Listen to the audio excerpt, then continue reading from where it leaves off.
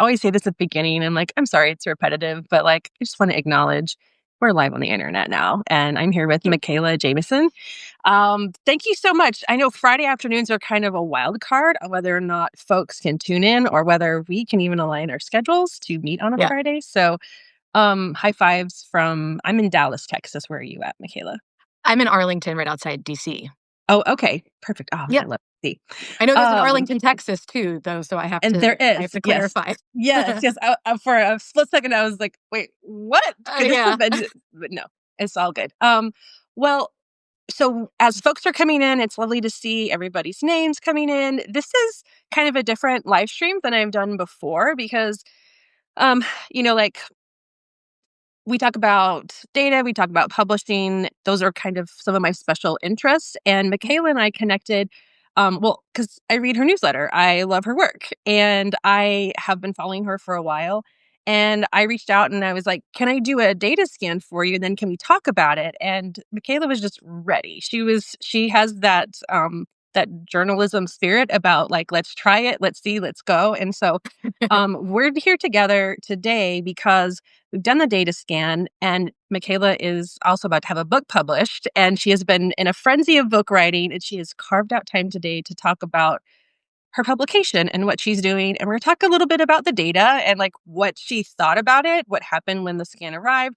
Full transparency, she and I actually haven't talked about it. I sent it Right. to her, and she was like, "I am so swamped. I'm so sorry. I've got to focus on my book." And I was like, "That's no problem. We'll just do this live." So that's what today is. Right. And this isn't all going to be a talk about data, because ultimately what is the most interesting thing is the writing, the publishing that Mikala does. And so that's what I really want to talk about. And then we can use data to kind of ground and Yeah. reflect on what it means to be publishing. But ultimately, the interesting part is the writing and storytelling, right? So I'm going to hand the invisible mic over to you to just introduce yourself to my readers and anybody who's tuning in. Like, who are you? How'd you come to Substack? And what are you writing about right now in your newsletter, Body Type? Sure. Yeah. So, like you said, my newsletter is called Body Type. I started on Substack November 2021, I believe. Nice. I feel like for some reason that feels wrong, but all the dates are swirling in front of my head. It's been a couple of years. Yeah. I write about what I have deemed body culture. Now I think it feels like everything and concept we call a culture. But really what I try to focus on is just anything in the realm of how people are thinking and talking and feeling in the modern era about things to do with their body. So that could be about exercise, about weight, about body image, about what celebrities and influencers are doing. And there's a lot of stuff to focus on right now because so many things are changing, I think, in ways that are, tough and awesome. So it just feels like the time is ripe to respond to a lot of this and try to find other people to connect with about it. Because I'm not writing from a place of having all the answers. I'm writing from a place of like my own experience and a lot of the questions I have and a lot of the stuff that's always knocking around in my head and driving me crazy. So that's the focus of the That's newsletter in general. that's what we call creative intelligence around here. Like, you're pulling from the good stuff.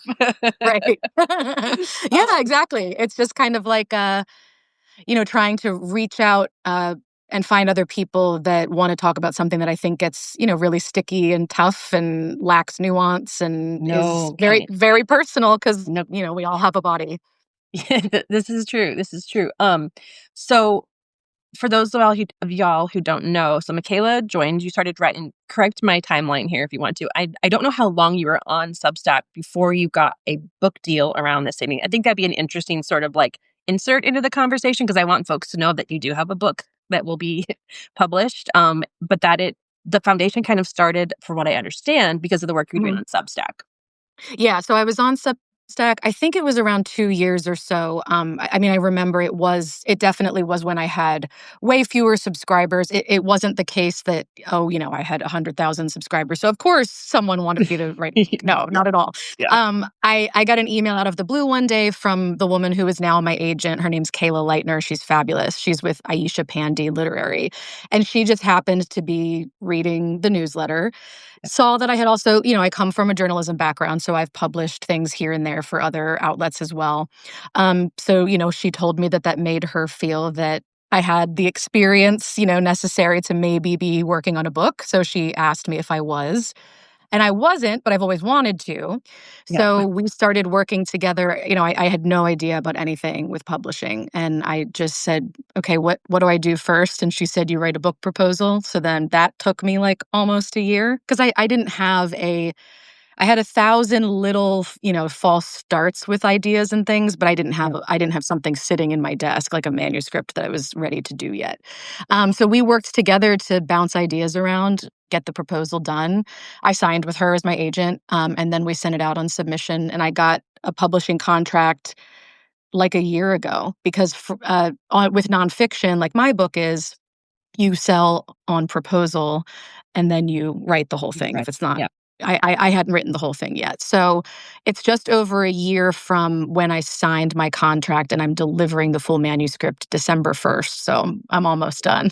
Yeah, Yeah. this is the one exception she's made, y'all, is to come on here and Yeah. talk with me because she is heads down. She is committed Yeah. to getting that manuscript, and yeah, I really appreciate it. So, a couple things that stood out to me. I think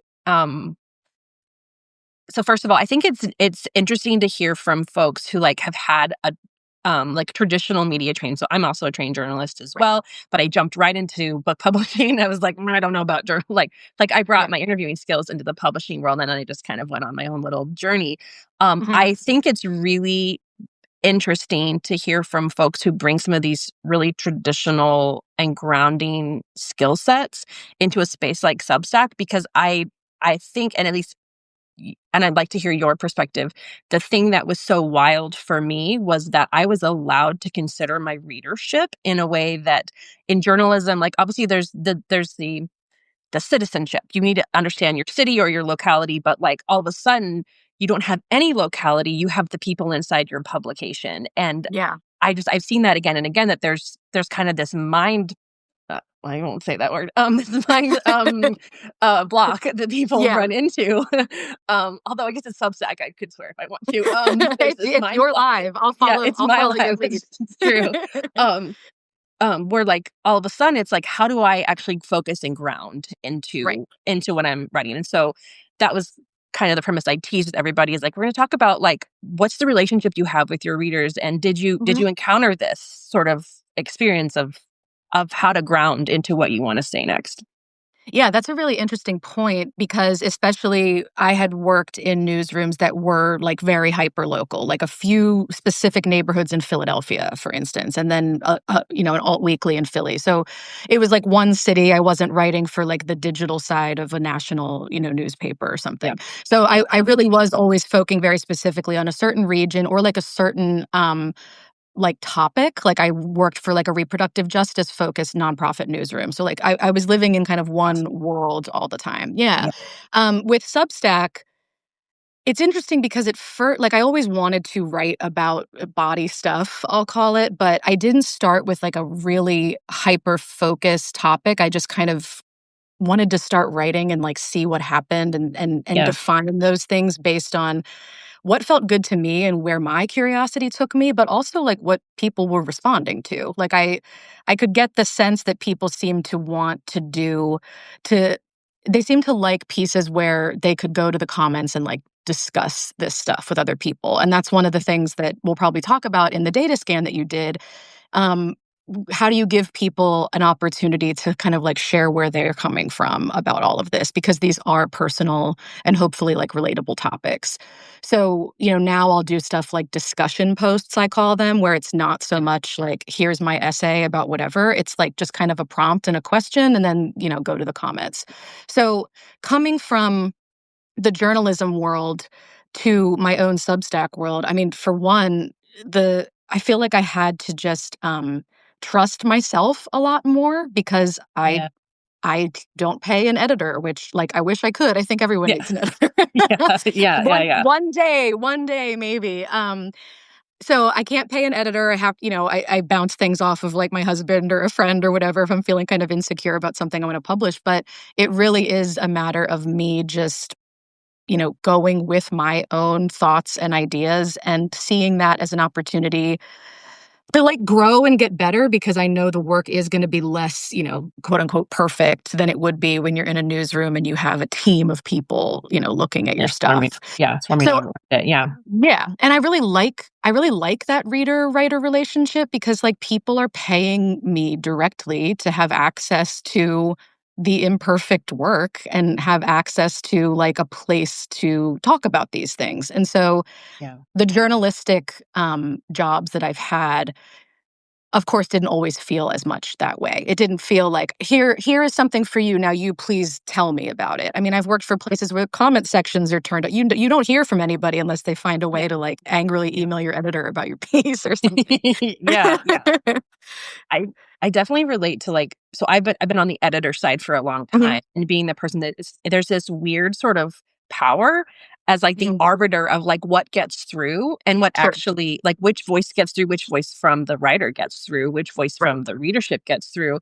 And what I like a lot is that here I mean, well, I like it. It also creates some interesting challenges. Is that there's an interesting mirror that you get culturally because Mhm. you don't have those you don't have all those people who are kind of in the way. And I say in the way, I also love editors and I Right. want there to be editors inside Yeah. publications because we need to have that. But I think the media landscape is making room for people like you who intelligently cover these topics and also recognize the diversity inside the Mhm. conversation that's happening. And one thing you said before we move on to kind of what we said we're going to talk about, that kind of caught my attention was so you made these discussion posts, and I have seen those, and I think they're really, really smartly done.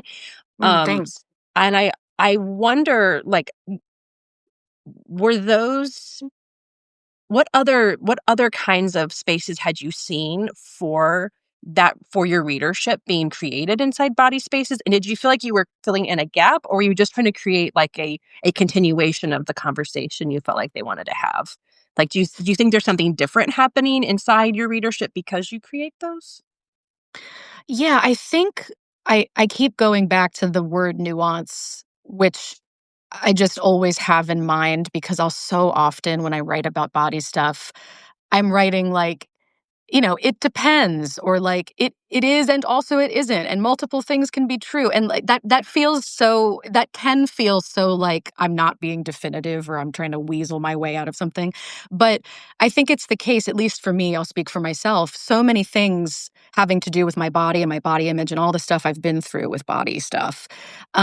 Multiple things are true at once. Like I hold these complex ideas inside myself, complex and contradictory sometimes. Yeah. Or I'm responding to something I see in the media landscape or in celebrity culture or whatever, and it's making me feel some kind of way, but like I haven't figured it out yet, and I need to kind of process it through the writing and figure out what's going on. And I think that kind of work. I think I was just trying to kind of, do that old saying of like create the thing that you want to see. Like when I would read about body stuff, of course, it makes me think of so much of my own. And I think people just want to talk about those things. Like, and sure, like you can do it. You can do that in the comments. I think I'm in the unique and like I love being in this position of my publication is not so enormous that I can't be like reading every comment and responding to them. Yeah. Like I it would be great to have a huge readership and get 2,000 comments on every post, but at the same time, would it? Because would I be able to keep up with that, you know? Yeah. Well, Like there'd be a big shift, right? sure. Like your role would definitely change at that Right. point. And I think that's where like artificial growth has never been interesting to me because like Yes, there's just there's with that comes really high highs and then really steep drops. And it's like it's totally. hard for me to maintain equilibrium creatively Yeah. because it would change what your readers need from you. But Right. it is really interesting to think about what they would need, like once your book is out, like what changes Mhm. about that, like what are they going to need?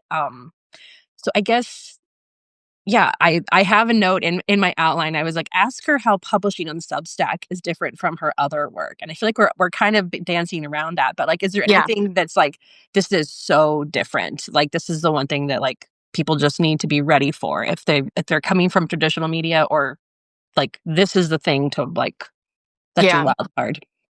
I'll talk about two things. I'll talk about like the journalism and reporting side, and then I'll talk about the book side, Yeah. which is where the soup I'm like swimming in right now. Yeah. So with with the journalism side, I think that not I don't have to be reined in. Like if I want to write 9,000 words, I can. Do I always think that's what I should do? Probably not. Like I have Yeah. to. There's so much more like self-editing I might need to do, or the lack of restriction can be a benefit, or it can let me go too wild and the piece might suffer because of it. Like Yeah. I said, I think For sure. a good editor is the most valuable person Yeah. you can imagine, like Yeah. because they help you get out of that place where you're kind of like lost in the sauce. Yeah. So having not having to be reined in as much on Substack, um I think it made me develop this different creative muscle where I had to be able to consider what the reader needed. Like if someone is pulling this piece up on their phone and kind of scrolling along, I'm not going to try to make every piece, 200 words because nobody has an attention span anymore. I don't believe that Yeah. of my readers, and I don't believe that of most people really. Like I think Yeah. we can see very clearly a lot of people still love to read. Um, but I do think I have to consider maybe this post needs to just hit on one topic and then kind of Pull exit back. Yep. versus trying to include like everything I've ever thought about 20 adjacent topics. It's easy for me to, go down that road. Yep. So the self-editing part is tough on Substack, but also I think has made me a better writer. It's made me think differently. So I really appreciate it for that. With the book, I would say for me, I don't know if this is the case for everybody, the hardest difference is just having to like be alone in it for a really long time. And Mm. part of that is like the I don't know, ickier part of it where I'm like, I want to post something and see people see it and get like Yep. the Yep. Yep. dopamine hit of the comments and the Yep. likes and the whatever. I mean, Yeah. I'm only human. Yep. But it's also because that, like, sense of, I guess, closure, like, "Okay, this thing is done. Here it is Mm. what it is, let's see what happens with it." Even Yeah. if it's a post that, like, totally flops, I'm just glad that, like, it's created, it's done, there it is, add it to the pile of things that I do. A book, of course, is just it feels interminable. Like, Yes. it's Yes. and I do have a great editor, and I do have advanced readers that have read stuff, and, I'm bouncing ideas off of people, but outside of those interactions, I have to confront hours upon hours of just me alone and nobody's gonna see it until it's done, and that's tough. It's really tough. Yeah. Yeah. I think I've wondered about that just because of the nature of like um traditional authors coming to Mhm. Substack and having faster turnarounds. I think there's Yeah. also like this creative whiplash of like, wait, I have to do what? Like Mhm. it's like, no, you don't have to. Right. But newsletters tend to want to be new, like, Yeah. and not like every 4 months. And so it's such an Yeah. interesting relationship that we have, I think, to Mhm. the publishing process, and I'm infinitely interested in it.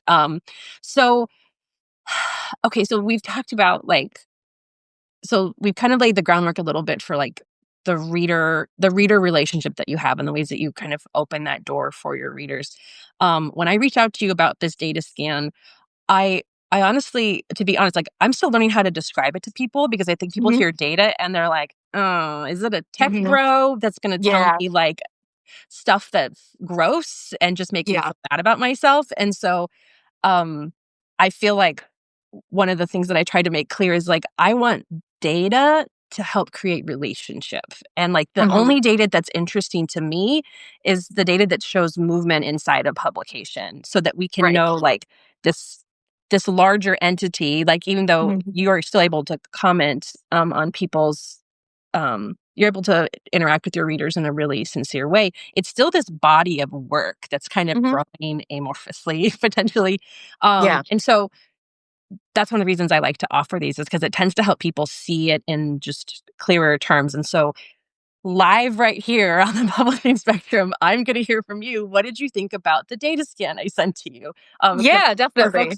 folks who weren't here at the beginning, I did this for her, and then she's in power mode on her book, and so, um, yeah, like what did you first think? I should have actually pulled it up on my computer so I could reference it, but yeah, what did you think? Yeah, I have it on on my other screen here, so I'm looking up at it. So, like, overall, what this, because I think it was a couple months ago that you did this, so some of the numbers are different, but, like, the overall kind of narrative of this, I found it really affirming because a lot of the things that you were saying there were opportunities to do are things I was already starting to do or have been thinking of doing, wanna do when I get the manuscript submitted. So, for example, I just jotted down one. You made the suggestion that I do a once in a while roundup of notes that I've posted because I'm really active on notes. I'm sure we Yeah. could have a whole conversation about notes. I Yeah. really like them. I don't find myself getting sucked into like a horrible social media feeling like I do with other things. Yeah. And notes have been a great place for me, especially if I'm heads down on a book and can't like write, a full essay. I can still kind of send something out there and like, have people engage with it. So you suggested doing a notes roundup, and I did do that once. I just pulled like, I don't know, 10 of my notes from the month or something. And that, converted some paid subscribers, and I think people liked it. I would like to get something like that. I like when Substack authors give people different kind of stuff. Like, okay, I have essays, but I also have a discussion post, or I have a roundup, or I have like a guest post. Like that diversity of type of content, as long as it's still grounded in like your topic and what your readers can expect from you. I love when I see that. I like when Substack authors send links to like the chat function. Let's just have a chat about something, or watch and chat about a movie together, stuff like that. Um, so I thought that that was a really great idea. And then you also said, you mentioned that my paid readers, and maybe you can explain more about this to me, they're like more active than the typical, like how my paid readers act is different than you've seen before. They're like more engaged or something. Yeah, I should have pulled this up. Give me 2 No, seconds. it's Yeah. okay. Let's see. Let me see if it's Yeah, in front because of me. it's been a hot minute.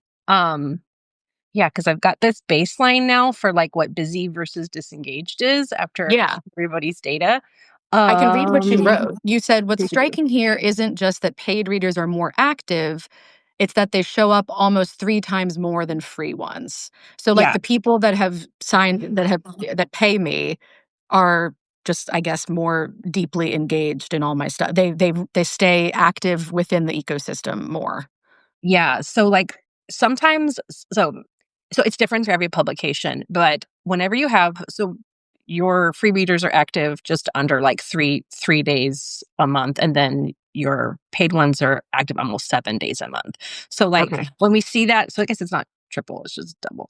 Anyways, whenever I see that, I'm like the picture I get is like, oh, they're diving in. So Mhm, I've never seen a data scan where it's like free readers are active 1 day a week, 1 day a month, and then mhm. paid ones 29 days a month. Right. It's never that far. And Yeah. so like I think what was striking to me was I was like, man, they get in here and then they're in a lot. They're in Mhm. a lot. And so I don't think you publish. I was trying to look. I usually look up how often you publish. You do like 3 or 4 times a month, like essays Yeah. or yeah. So It's like always been, like, just a handful of times a month, and, like, yeah. in this past month, I haven't been publishing anything at all, so Yeah, and so that's kind of the baseline I usually use is like if it's just barely every time you publish, it's that they're like, you have to bug them inside their Mhm. inbox to pay attention. And this told me I was like, they're swimming for a while. They're coming Yeah. into your archive and they're finding value in that. And so I think whenever people are like, well, which I don't like to say like, yeah, get this metric up and that'll work. It's Right. like, well, I mean, the metric improving is good, right? Like Mhm. like that is good that they're more engaged. But overall, I just think that um, what it tells me is that there's something about how you're covering body topics that Mhm. gives them some permission to keep staying engaged instead Mhm. of like just whenever you show up. I thought that that was really, really helpful to know, and I've seen people just discuss a little bit on Substack about, whether they like metrics or not. Some people will say, like, as soon as I look at my dashboard, I'm like, I don't wanna see it," I don't Yeah, wanna yeah, be yeah, bothered by, like, yeah, the pressure of it, yeah, and I get that. I don't want to, like, lead with numbers in what I'm doing, but yeah, the numbers can also, like, that number, which I had never paid attention to before until you told me about it, that is something very compelling beyond just like, am I growing forever or not? It's telling me something about how people are looking at, like you said, maybe they read a post and it's really personal, or I'm referencing stuff in my personal history or whatever, and maybe that prompts them to read more about me in the archive. And when I think about it, that seems pretty obvious because I feel like I've done that on other Yeah. Substack newsletters too. Like I Yeah. find somebody, I love their voice, she's really funny, she's got like a great, you can feel the author like on the page. Of course I want to like read more of her stuff. Yeah. So that's really encouraging to me. And you also wrote like the idea here, I wrote it down, kind of like giving people, said using my voice as the reason to stay, like giving people more reasons to continue to be here, which to me is like, well, just, publishing more, just inviting people each time Yeah. through more and more work. I've thought about that before. Like, I don't want to inundate. I can't keep up. I have another job outside of this. I can't publish every day or like maybe even every week sometimes, but to be able to like appear in people's newsletters consistently, that like is the very obvious thing that I think is helpful for this stuff. Just like give people more opportunities to like get to know your work, basically. Yeah. I think there's something that we're starting to explore in the publishing spectrum is just the concept of like reader nurturing and how like that function should be completely separate from like your publication. And Mm, that like your publication naturally nurtures them their curiosity, but that at a base level, like they are still online, they're mhm, reading, they're a digital audience, and they need some mile markers to help them know where they're going. And it feels very silly when I work with someone and I say, I think you just need to remind them a little more. Like, just like mhm. remind them in your voice, in your way, not in a pushy way, Yeah, because people are busy. right. People are busy and they forget. And I think, yeah, it's how you do that is specific to you. And I think, you've been around long enough for like the golden days when like it was just publish an essay and your newsletter just kind of magically grows. Yeah, It was really magical. yeah, that's exactly what happened. It was just very different. Um, I think like we're in that space where like the intentionality also becomes like a reflection of who you are, right? Yeah, And like what yeah. you want them to do next. And so um I always like to point out to folks whenever they have a decent amount of email checkouts, that Mhm. like sending a one-time email to just your free readers to like invite them in. In fact, I just got one from, I don't think she's on here right now, but I'd like to give her a shout out. Carala Goodwin. She Huh? she just sent me an email saying, "Hey, you're one of my 5-star readers. Yeah. Here's an invitation." Did you get it? Did you get that? Oh, I think I did that at one point, did you do actually. that? Like I Okay. like I Okay. I saw somebody else saying to do that, and I said, "Oh, what a Yeah. good idea," and then I did it, Yeah. yeah. Yeah, I was like, "Oh, what a great job," and she rooted it in her story and all those things, and I just think, like, sometimes what the data does, exactly like you said, it just affirms your intuition of where you thought you needed to go next. Like, I've lost track of the times that people say, "Oh, now I feel confident to make that next decision," like, Yeah, where I was exactly. already going. I I can't think of a data scan where, like, someone came in and I was like, "This is a barrier, and I'm gonna be very serious with you. You need to pay attention to this thing." It's just Right, very rare that, like, someone is doing something so, um, like, off the wall where I'm like, "This creates a right, barrier to growth, and you do right, what you want to with it." So, anyways, well, right. I'm so, yeah, I love hearing that. I love doing these. They're really fun. I've had to cap them actually at, like, I think I do, like, 8 a month now, Mhm. because I just can't, like, it's such a place in my brain I have to go, and I'm also doing all Yeah, this other work with folks, on just how they publish and how they find, like, their way of publishing for their readers, mhm. Yeah, so I think that's why I wanted to talk to you is because I already know that you do the publishing work that people just wanna come in and read anyways, and that, mhm. like, the data is just, like, this tiny, I wouldn't say tiny, I'm not trying to diminish what I did for you, but, like, Yeah. understanding your readers through this lens is just, it's really fun for me to do, and it's fun to hear from folks, like, how they keep learning about their readers, so, I think the um feedback also, like you just to say, because I want people to know, like some of the ideas that you gave me were like new, interesting things that sometimes it's kind of like being in the book. Like I'm lost in it. I'm not seeing like what Yeah, other people might like. So having you like give me ideas for different ways to continue doing what I'm doing is really helpful. Like you mentioned one, I think you said like a once a month kind of like just recap or reintroduction to like who I am and what I do and like where I come, like how I'm, like why I'm doing what I'm doing, basically. And I thought that was a really good idea because sometimes, not to send everybody the same like thing about me in my bio every time, but almost like for anyone that's new, if I'm writing a response to like a newsy thing or whatever, I can talk about that, but then I can also talk about like, here's why this matters to me. Like, just so Yeah. you know, like once again, um, my background informs how I feel about this, or like this is important to me because I thought that was really smart because you don't know when someone is approaching your work for the first time. And I also think it saying something like that again like affirms to the reader that they're reading something that someone actually really cares about for distinct reasons. I thought that was Yeah. really really great Yeah. idea. So I love getting back like the I don't know, the insights from other people because again, like when you're alone in it, sometimes you can't see like what to do. Yeah. Yeah. And I feel like we can often like judge our creativity by just the one input like us. And it's like, no, Mhm. actually we have everything. Like I think this is part of like what I don't know, I guess a guiding philosophy is that like I already trust that you know where your publication's supposed to go and like what your readers need next. It's just there's Mhm. so many inputs flying at us all the freaking time. Yeah. It can just be helpful to like zoom out and look. And so um data is one way to do that. And having good friends and having an editor is a good way to do that too, if you're lucky Yeah, enough to have one. So um exactly. yeah, so I know we kinda talked thanks so much. It's so nice to hear, like, how the data scan landed for you, and I do that Of is one of course.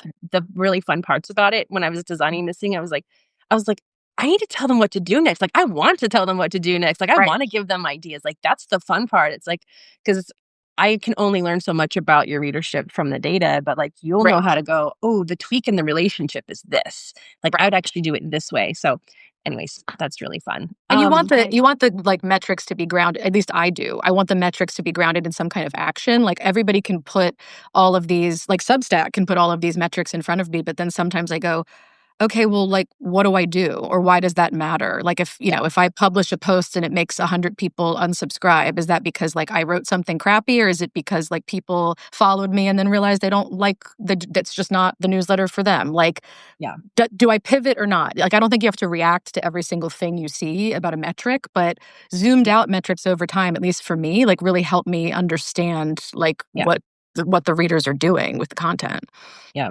That makes me think about, churn. Like, every Mhm. publication that I've ever worked with is like, what is good churn? And it's always uncomfortable to be the bearer of bad news that, like, newsletters have high churn. Like, Mhm. it is high churn, like, it's a minimum of 25% churn. Like, just be ready for 25% of your audience to turn over, and that Mhm. if you're at 75% or above, like 67 to Mhm. 75% retention is Mhm. considered gold standard on Substack. And when I heard that, I was like, "Ooh, that's a lot of emotions you've got to learn how to roll with because Yeah. you're gonna see people in and out, and it's just this process of people choosing what they need next." And I know Yeah. we've talked before about, or at least like, as I've talked before about, like in that data survey I did, um, that like people have to rotate their subscriptions. Like it's Yeah. often not a reflection of what you've written. It's just I can't. I Totally. need I need to go and spend my money elsewhere. Yeah. Yeah. So I've it's sometimes, seeing that information after a while, it's less scary. You're just like, "Okay, these are just data points. It's just something yeah, that happens." Like, yeah, when I sent a direct email to my whole list at the beginning of the month telling them, like, I'm gonna be not publishing for a month while I finish the book. So instead of sending it out as a post through Substack, I sent it as a direct email, and it had a higher opening rate, which is a whole other thing, but yeah. that that email made, I think, like I said, over 100 people unsubscribe. To me, that's not like that email, it wasn't about anything. It was just reminding them that I existed, and I'm sure the people that unsubscribed were like, It's I an don't inbox actually clean. I don't Yep, I don't actually wanna be read your newsletter." Totally fine. Like, you don't yep, want a bunch of people subscribed to you that don't like your stuff and, like, don't open your newsletter. Like, I see that as, like, a helpful yeah, cleanse. yeah, Yeah. yeah. No, I tell people that like the dashboard is generally going to stay here. Like it's Mhm. generally going to stay here. If it ever goes like this, Yeah. that's more tech than cultural feedback. Like, I go Mhm. searching for a tech problem whenever something nosedives Mhm. because it's just not how readers behave inside publications, Right. unless you're a very big figure and you come out and you say something extremely polarizing and you just know you're gonna get that hit. Like, you just kinda have to prepare for it at that point. But Yeah. for the most part, I mean, I know I'm not big enough to be hit like that. Like I'm just not, and there's some comfort in that, that, like, Yes, I'm gonna exactly. stay generally right here. Um, so yeah, uh, it's thank you for talking about this with me. This has been really Of nice. course. Um, yeah, I really loved hearing. I guess why don't you tell folks like what they can look forward to in your newsletter? Like, you're definitely working on your book, your head's down on Mhm. that, but like, what are you forecasting for 2026? What do you think is going to happen in your newsletter? Yeah, good question. So, I think I wrote that until December 10th, I was going to not be publishing anything in body type. Maybe I'll come back sooner than that because I miss it. But when I submit my manuscript on the 1st, I'll be back in December, and I feel like I my head is living in like the just publish more space right now. Yeah, Not because I'm trying to just, like, dash out a bunch of stuff, but because I do, like I said, really miss the opportunity to put an idea out and let other people talk to me about it, respond to it, engage with like, again, I think yeah, it's because it's like this just me and the book thing. I'm like, I need to be talking to people. Like, I yeah, want yeah. That's I that actually am like journalist in you that like totally, you need totally. to. Yep. Yeah, and so I love I can't wait to do a discussion post again. I think my readers really like them. I have so many like, half-started like posts queued up of things that I just want to send out, but I feel excited about again, probably because of the book. I feel excited to publish stuff that I hope is still good, but is not like I spent tortured hours working on it. Like I really Yeah, just want to post some stuff that's like, here are some thoughts, here we go. Because yeah, I don't need a perfect piece of writing that is perfectly edited and that has been, tortured over for months to connect with a piece of work. Like I really just want to sometimes see stuff in my inbox that somebody wrote because they care about it, like no matter how long or short it is. And so I'm excited to kind of come back after I get my head out of this space and look around and go, okay, like what do I care about right now? And what have I been itching to write, but like haven't been because I needed to take a break? And then just like let it go without overthinking it. Um, but more than that, next year, it's my intention to focus as much as I can on seeing if I can do this thing for a bigger part of my income. Like I really, really would love to be able to be almost full time with this newsletter, and that I'm not there yet. I don't know if I'll ever be there. It'd be great if I would, but I just want to try to see if I can hack it doing this or doing halftime this and halftime something else. So I want to create reasons that people would support that. So that's the goal for next year, while also promoting my book. So who knows how much time I'll actually have. when does your book come out? Not until next fall. So Next fall. it's not, Yes, yeah. you've got some time to lay a runway for that, Yeah. for Yeah. sure, Yeah. for sure. Exactly. Um, well, that's fantastic. Like, I'm your biggest fan. I love your work. Thank I you. have a big overlap in my personal life around all the topics you talk about, and I think what I like is that you tell the truth and you think really Thanks. truthfully about the topics, and you tend to step into spaces where people try to, I think, self censor, Mm, and you have the gift of being able to know, go like, I can do it. Like, I can do it. I can go there. And so I like that. I like that you go into those spaces with your readers. That makes for an interesting publication, in my I opinion. really appreciate that so much. And I have to say, like, having like doing that in my newsletter, that's like what I don't know, makes me like brave enough to do that. Like I think that when I first started, I remember writing posts that I felt like I was self-censoring a lot, or I just was really hesitant Yeah. or nervous. Not like I was ever writing some like incendiary crazy thing, but like just being afraid to like put stuff about my personal world out on the internet. Like it is a terrifying prospect sometimes. And I remember sending a draft to a friend of mine, and she was like, "Why are you like apologizing in advance for 1,000 things in this draft? Like, just Oh, say what you want to that's say." a good friend. That's a Yeah, it good was great. friend. I'll Yeah. never forget it. I'll never forget Yeah. that. Um, so, I think it's a good thing to be, like, careful if you're writing about something touchy, but I was just, like, falling all over myself to, I don't know, prevent against some imagined attack that wasn't coming or something, I don't know. But, like, the practice, like, literally the practice of writing every day, or every week or whatever for a newsletter, it just makes it easier to, I guess, be authentic and, like, say the things that you wanna say. So, like, anytime I have friends that are writers or wanna be authors or whatever, I'm just find somewhere to make yourself do the thing that, like, scares the hell out of you. Just, like, post your work on the internet somewhere, Yeah. seriously. I can't I Yeah. can't, like, I can't say enough how helpful I think that that can be when you, like, rip the Band-Aid off and just do it. Yeah. Yeah. And do it on Substack where you could actually have an audience. There's the Right. next there's the next level. Exactly, exactly. Um, I'm biased because it worked out okay for me, so yeah.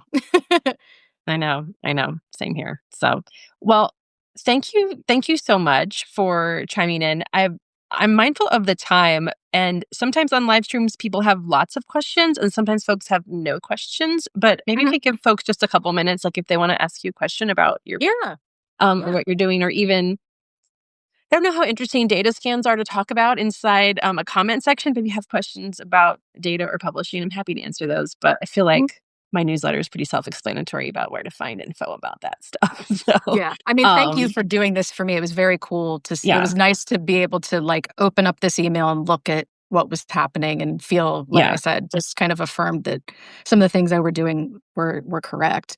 Can you see, like, I can see comments down here. I saw some come through that maybe. Oh, Okay, here's one. let's see.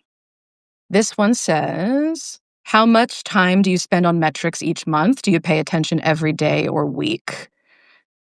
That's from Gabriella.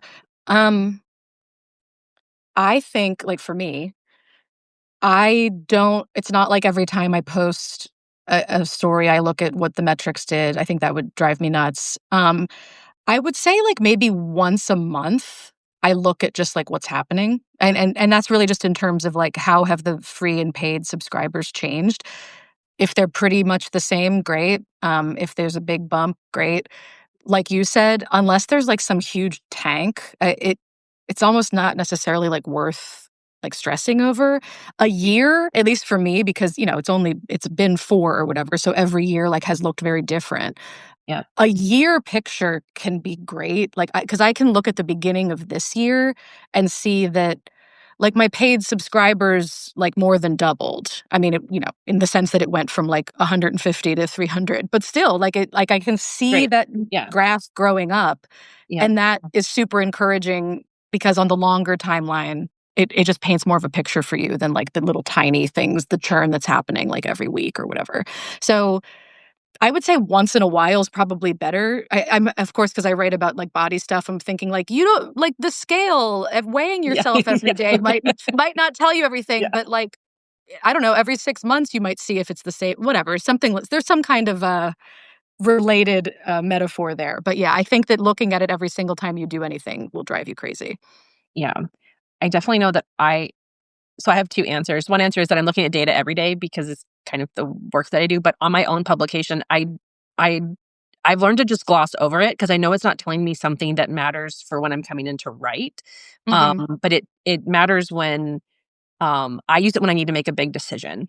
Like I Yeah. go back and I look for like patterns. And I was gonna actually say like the strength in data lies in how consistent you were in publishing. And so there's a weird like relationship of like I've told people like if you want to know if your voice and your writing has a chance, like you Yeah. have to show up consistently and then the data will tell you. But Yeah.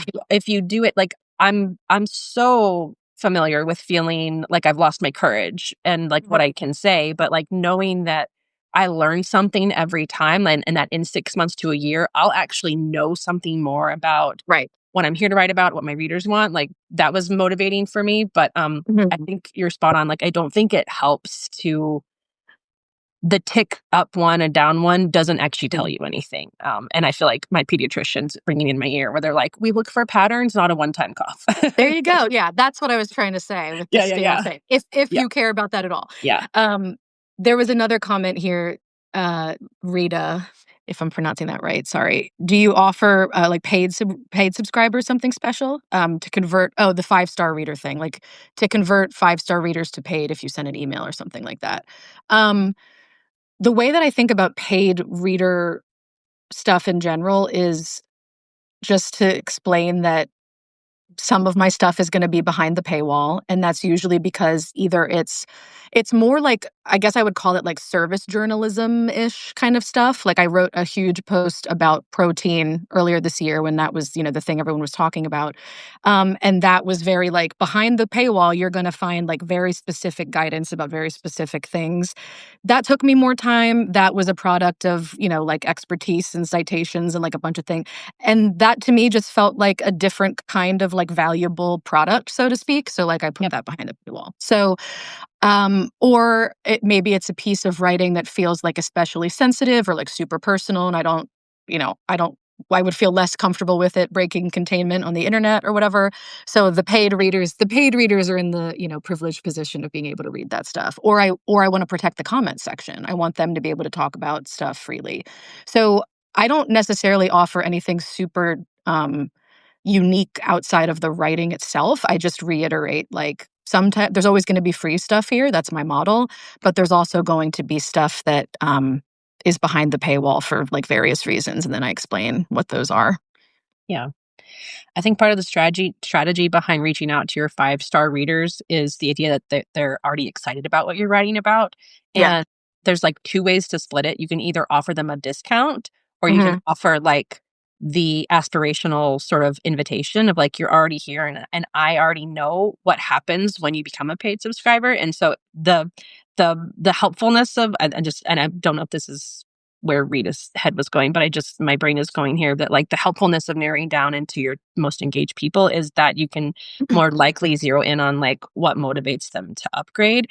And hopefully you can not have to discount so much to get people across that threshold. And we could go for hours about discounting, Yeah. yeah, but like to your point, you also have a readership that they know what they've already heard elsewhere Hmm. that's already scratched the itch or not quite like done what they needed. And so like, I think where you break containment on how you talk about body topics too. And so like that's what you can sort of assume is like if they're at a 5-star level, and which by the way, the 5 stars are a combination of their notes interaction and their post views. So Oh, is like that right? yeah, and so, like, that's the only place that we know how well, actually, it's not now the only place we know how well our notes are performing, but we know that's a combination of those things. Uh-huh. So, like, they're seeing you in the whole ecosystem, like, they're engaging across the whole space, and so that Mm-hmm. also signals that, like, they're comfortable on the platform itself, and so Mm-hmm. upgrading here would be easier. That is a nerdy side point, and I will stop. That's Um, I think that's a really important point though, because that's kind of like, I don't know, when I really appreciate a writer or a creator of any kind, it's kind of like, well, I follow them everywhere they are. Like I read yep, their been there. stuff and I listen to their podcast. Like everybody that's a huge creator, it feels like has like 5 different like properties of things that they create. And if you're a super fan of those, you like follow them everywhere. So Yep, the notes thing is interesting because it does tell you like if the person is comfortable on the platform, they want to see everything you're doing on that platform. And that's the kind of reader that it's so great to you have want. because Yep, yeah, because then they're highly engaged. Yeah. yeah. Awesome. I like that question, Rita. I appreciate it. Yeah. It's a good one. Don't think we missed any. Got some fun comments. Um, cool. Okay, well, it looks like we might be winding down now. But Okay. come back anytime. I will be so happy to interview you and chat about all things publishing and journalism and readership. I'll be coming back Yeah, for yeah, that yeah. You have conversation. to come. You have to come back. We're definitely here for your book tour whenever that. We're gonna put a pin in that. Yeah. Happy happy to support you there. Do you have Thank you. I'm so sorry if you've announced the title of it and I missed it. No, it's okay. So the title of the book is The Forever Project. The Forever Project. Ooh, Yeah, and so that's that's the that's a hit. That's a hit. yeah. Oh, I hope so. From your lips, right? Yep. Yep. The idea being that feeling better about your body is a lifelong thing, but what I'm trying to do is make that not like a scary and horrible proposition. I think it Yep. can actually be a really, really good one. Yep. So that will be it's a like half memoir, half practical nonfiction. So it's my story, but Love also like here is hopefully some helpful insight into actually how to do this stuff. So combo genre, Yeah. which is Yeah. its own beast. Yes.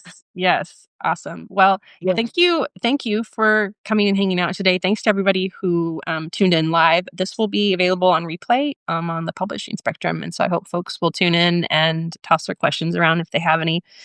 If they're really, really excited about everything you say, I'm just going to start tagging you in multiple notes everywhere I Great. go. So Do there it. you go. All right. All right. See y'all around. Talk to you Thank soon. you. Right. Bye. Bye.